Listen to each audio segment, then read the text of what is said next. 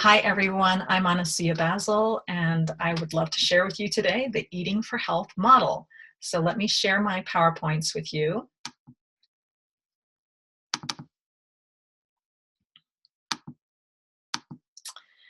So here is the Eating for Health model, and was developed by Ed Bauman. Here's his picture here.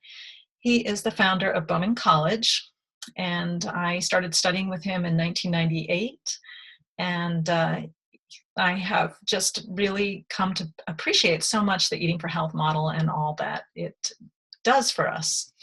So here is the diagram.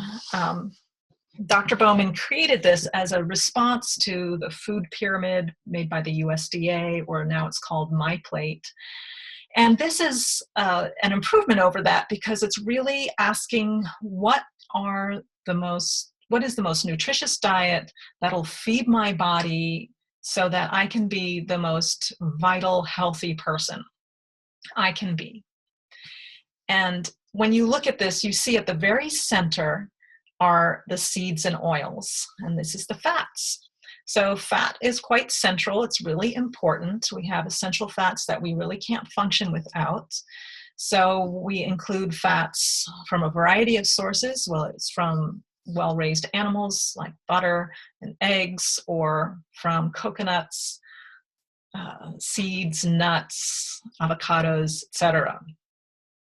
The next ring is the protein ring, and that could come from a vegetarian source, vegan source, or omnivore source. So could be animal or plant-based.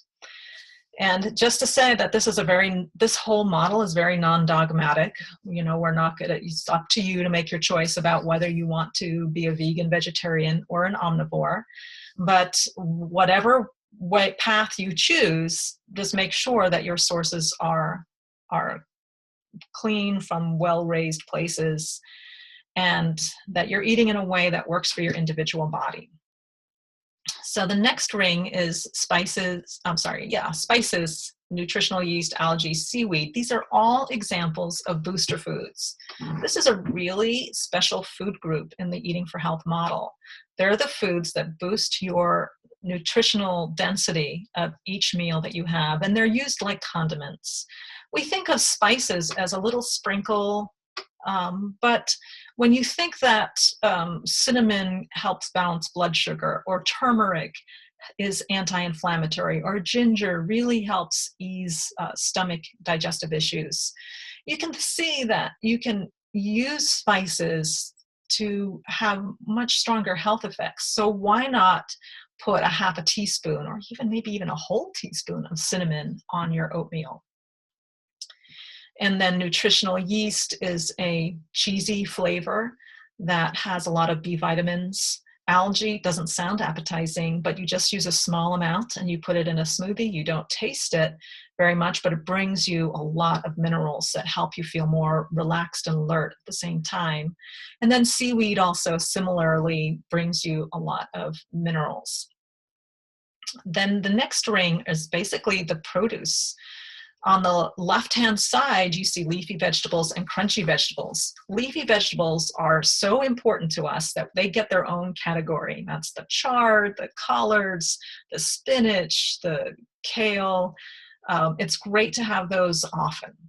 Crunchy vegetables, basically all the rest of the vegetables, carrots, broccoli, asparagus, all that fits into that segment. The unrefined starches are like whole grains, whole beans are in there. So when you refine a starch, you take away the fiber, you take away some of the good fats that are in there, and you lose so many minerals and vitamins that they do spray on a little bit, in the manufacturing process, but sometimes it's not the right forms that we can absorb, and it doesn't make up for what you lose. So unrefined starches would be like brown rice or quinoa. It could be acorn squash or sweet potatoes. And then seasonal fruit. Why seasonal? Why is that such a big deal? Well, most importantly to most of us, it tastes a lot better. And it tastes a lot better because it has the vitamins and minerals that give it the flavor, the phytonutrients that make it taste really sweet and rich. So we really emphasize seasonal, local, organic, and unrefined in all of our food choices. It does give us the best flavor and is the most enjoyable to eat. The outer ring are the beverages. So consider the beverages you drink. Are they helping your body the most that they can help? So pure water, we are avoiding some of the additives like chlorine that gets into tap water by filtering it. And fresh juice has so many phytonutrients, really beneficial. For example, pomegranate juice has things in it like ellagic acid that helps with the liver, and could go on about that. Generally, we dilute those so they don't boost our blood sugar too much. And then the mineral broth at the bottom it could be a bone broth or it could be a vegetable broth. And that again has like a good source of calcium, magnesium, and other minerals, and very alkalinizing. So that is a really great thing to either just drink in a mug or have it as a basis for a broth, soup, stews. You can even saute your vegetables in broth. And then herbal teas. For example, nettle tea. Nettle tea is fairly pleasant to taste. It's mild tasting. It doesn't have a lot of flavor. It's a deep green taste, color, and it's rich in chlorophyll, which is close to our own hemoglobin. And so it's really nourishing for our blood. It has a lot of vitamins and minerals in it. Chamomile, which you can get in any restaurant, is a great choice because it's very soothing to the digestion, and so on. So herbal teas can really boost the nutrients in our diet. You know, the blend of how you do this is going to be very individualized. So it is adaptable, it's flexible, this is non-dogmatic. Our goal is to be the least restrictive diet that you can have and still support that inner vitality. So that was created by Ed Bauman. Very grateful about that model. And every diet model seems to have a do and don't list. And, you know, the feeling of do's and don'ts feels really restrictive, like gives us that feeling like you're on the wagon or off the wagon, you're a good girl or you're a bad girl kind of thing. So we don't use those terms. We say heroes and bandits in the Eating for Health model. Heroes are the foods that make us strong and healthy. They give us superpowers. The more vital you are, the more your inner gifts can shine. The more the heroes you have, it's easier to focus, easier to accomplish your best goals. The bandits are the foods that steal from us. They steal our vitality. There's, like, for example, having white sugar. You only need at any point like a teaspoon of glucose in your body. Anything extra on top of that gets stored as fat. But it's a lot of work for your body to store that extra sugar as fat. And so it needs helpers. And those are your vitamin stores. And so your own vitamin stores get drained when you have something like sugar, because sugar doesn't actually bring very much nutrient to it other than the carbohydrate. But it actually drains your own vitamin and mineral stores. The heroes, what one person's hero might be another person's bandit. And so this can be really individual. And like an example, like the Greek yogurt could be really nourishing to one person, but could upset the stomach of another person. So there's things that might be bandits for all of us, like generally sugar is pretty much of a bandit for all of us. But one person can have a little bit more than the other. Another person has to be much more strict on that one. Now, there's a fluid continuum. It's not like you can never have any of your bandits. Sometimes you have a few more bandits when you're celebrating, right? But you don't make it a daily habit. Or sometimes what is fine to have, like a glass of wine a day, seems maybe not that big a deal for some of us. But if you're in recovery, or maybe if you're pregnant, it doesn't really work for you anymore. So during a detox is a time when we make more of an effort to maximize our heroes and minimize our bandits. Sometimes we will really make more of an effort to maximize heroes and minimize bandits if we have a serious illness, or if we're training for a marathon, or if we're pregnant. Here are some examples of the bandits, and you can see the cute little thief there. We just kind of want to keep a little bit of a lighthearted feeling about it. That's why we use this picture of the little cartoon thief, because we get too rigid about this, it gets tiresome. So yes, you generally want to stay away from fast food, and if you have it more than once a week, that's considered hazardous. And there's a continuum from good to better to best. Same thing with sugar. You having it more than once a day is considered hazardous, right? You know, what if you just have it 3 times a week? That's pretty good. You know, better if you have less, right? Coffee, more than 2 servings a day is considered hazardous. And maybe for you, 1 cup of organic coffee a day is good. You're okay. But for another person, that same 1 cup of coffee could keep them up at night, and they're not sleeping well, they're tired, and it throws off their hormones. Again, it's very individual. Generally, no one is really helped very much by additives and preservatives, artificial sweeteners, refined pastry, pasta, pesticides, irradiation, genetic modification, generally not too beneficial. So we just minimize that and minimize overeating. So those are our bandits. There's a flexibility and a fluidness. There's a flow feeling in this, not a rigid do or don't. Same thing with the heroes. So the green tea, herbal tea, great to have more.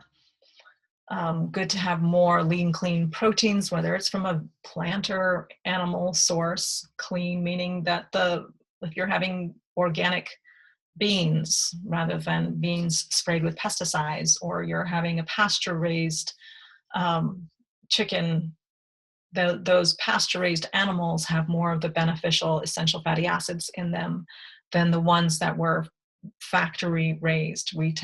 We avoid the factory-raised animal products. Fruits and veggies, so many, we're maximizing them, and the variety, we want to eat a rainbow. That's a good way to remember that. The seeds and nuts, spices, garlic, onions, flax, fish, and algae, those are all high in essential fatty acids. We want to emphasize those. Organic foods, sometimes, we just want to maximize those and minimize the ones that are sprayed with pesticides and things like that. Again, whole grains, starchy vegetables. And the last one is the conscious eating. So rather than sitting down and watching a scary movie, which makes you tighten up, relax and take a deep breath. So let's take a deep breath together now.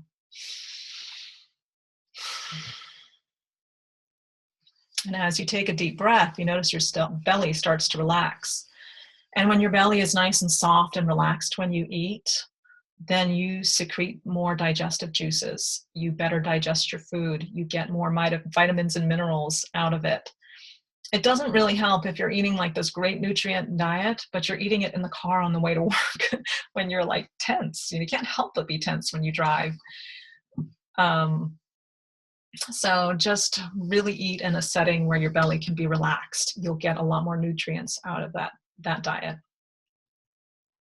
The next part is the 4 levels of eating. I love this aspect of it, because by delineating a little bit more about what eating for health is not, then you find out a little more about what eating for health really is. It's kind of like the spirit of eating for health comes through in this section. Eating for pleasure refers not to just enjoying a wonderful apple. Eating for pleasure is really about getting immediate gratification, compulsive eating, because you're responding often by stress, and you need these comfort foods. It's like you're a child and you want to be soothed. And so I just sit down and eat all the cookies because it's feeling so uncomfortable in your body somehow that you just eat all the cookies. All of us go through all of these 4 levels, and I'm sure there's most of us are eating for pleasure at some point, and we just want to move away from that because there's no concern for your health there. Eating for health, energy, the next level is a little bit more mature. You're more like an adolescent, thinking, I've got to put fuel in my tank. So you stop at a burger place, you get a burger, and then you have the energy to go back to work after lunch. And the thing about that is, again, you're not really eating for your individual needs in terms of your health. You're kind of just fueling yourself, and you're going for convenience over quality. So usually there's a lot of refined foods and eating for energy, a lot of genetically modified foods, which we want to avoid, things like that.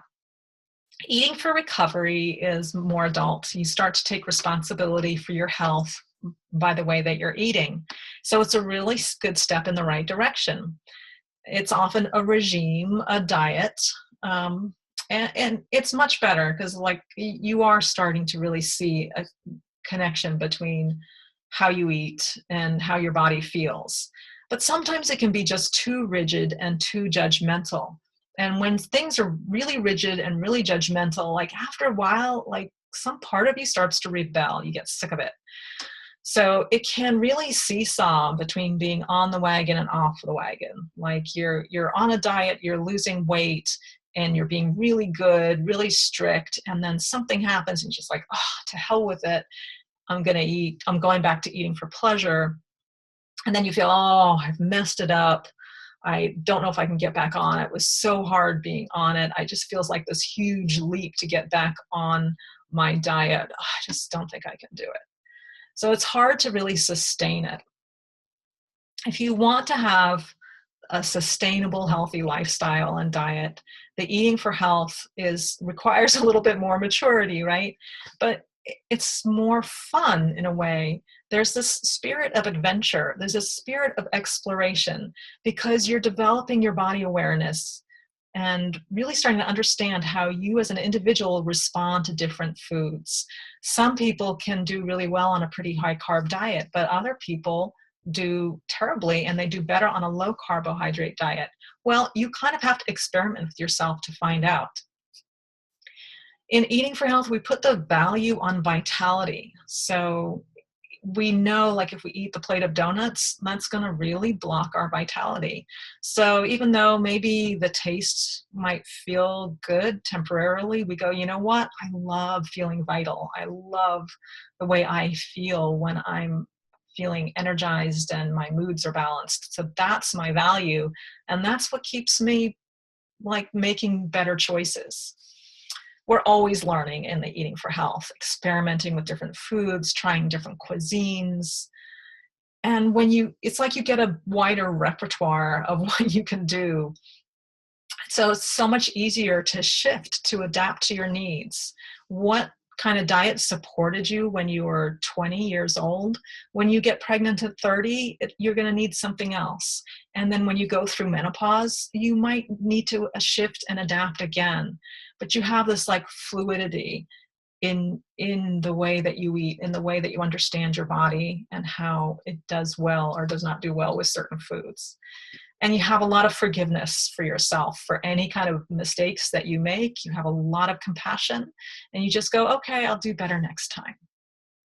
So that's the 4 levels of eating, and that helps you understand a little bit more of the spirit of eating for health. So there's the model again. I'm going to stop the share, just come back.